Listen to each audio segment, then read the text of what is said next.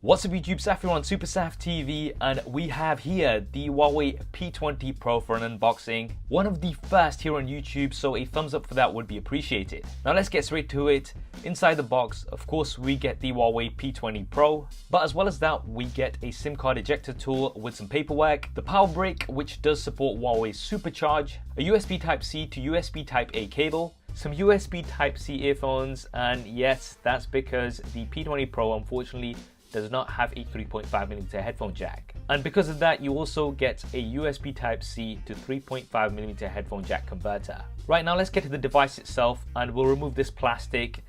And first things first, I gotta say I absolutely love this color. For the build, we've got a metal frame with curved glass on the front and back. And the P20 Pro is available in 4 colors: black, midnight blue, pink gold, and twilight, which is the version that I've got here.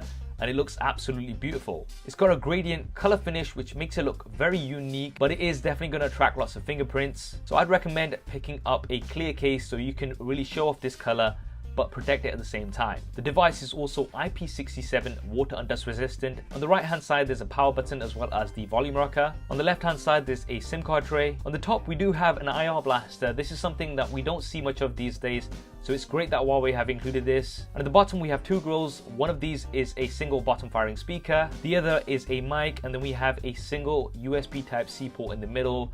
And as mentioned earlier on, that is because we don't have a 3.5mm headphone jack. And we do have up to 990 kilobits per second Bluetooth transfers, so you can get some high quality wireless audio with this. Now let's move on to the front.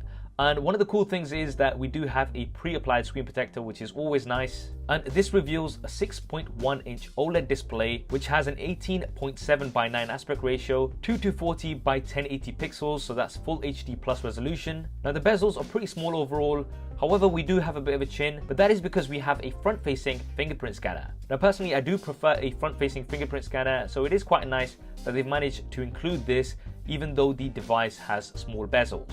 And at the top, yes, there's a notch. Now the notch is smaller than the iPhone but slightly larger than the Essential phone, and it houses a 24 megapixel front-facing camera with an f2.0 aperture. Now apparently these are larger than average size pixels, which should give you better low light selfies. And there is also a portrait mode from the front-facing camera, which seems to work pretty well. Now I know how most people, including myself, feel about the notch, but it's notch like you can't do anything about it. Okay, anyway, basically you can hide the notch through software. Now this is gonna put a black bar behind the notch, so you'll still be able to see useful information such as your battery indicator as well as the time. So I'm glad that they've included this, because if you don't like the notch, then you can hide it. Now let's move on to the back and talk about the cameras, which are the highlight feature of the P20 Pro. We've got a Leica triple camera setup. There's one monochrome camera, which is 20 megapixels with an f1.6 aperture. There's an RGB camera with a whopping 40 megapixels and an f1.8 aperture. And finally, there's a telephoto camera with 8 megapixels and an f2.4 aperture with optical image stabilization. There's also a color temperature sensor, which is going to help with your white balance, and a laser transmitter and receiver for improved autofocus.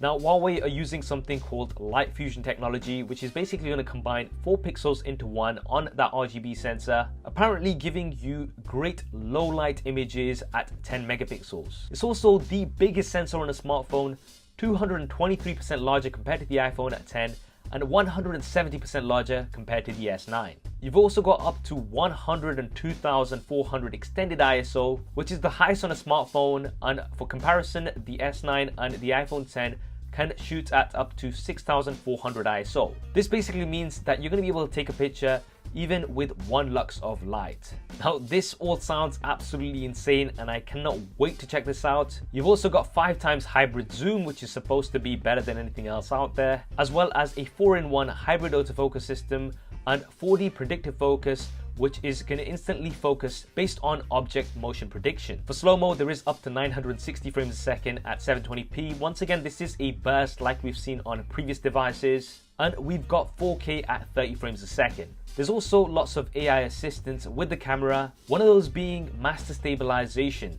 Now Huawei are saying that this is going to allow you to take long exposures of up to 4 seconds handheld. There's also Huawei AIS video stabilization, which is supposed to be more stable than optical and electronic image stabilization. Now all of these things sound absolutely great, but of course we're going to have to do lots of Super Saf style camera comparisons So definitely let me know in the comments below which device you'd like me to compare the cameras of the P20 Pro to first. Now looking at the internals, we do have the Kirin 970 processor, 6GB of RAM with 128GB of base storage, which is not expandable, an absolutely massive 4000 mAh battery, which does support supercharge as mentioned earlier. However, there is no wireless charging unfortunately. In terms of the software, we've got Android 8.1 with EMUI 8.1 on top. Now I know EMUI is not for everybody, but there are some new AI assisted features which we'll be checking out in some future videos. And as well as the P20 Pro, today there was also the P20 announced, which has a very similar build and design to the P20 Pro, but has a 5.8-inch LCD display, 4GB of RAM, a 3400 mAh battery, a Leica dual camera setup with 12 megapixels RGB and 20 megapixels monochrome,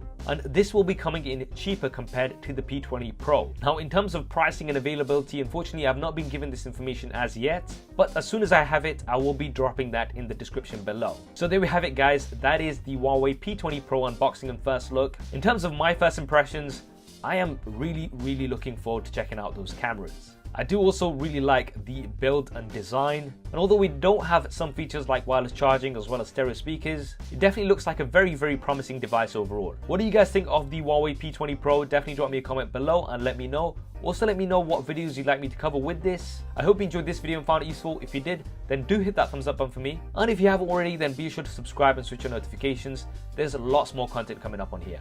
Thanks for watching. This is Saf on Super Saf TV. I'll see you next time.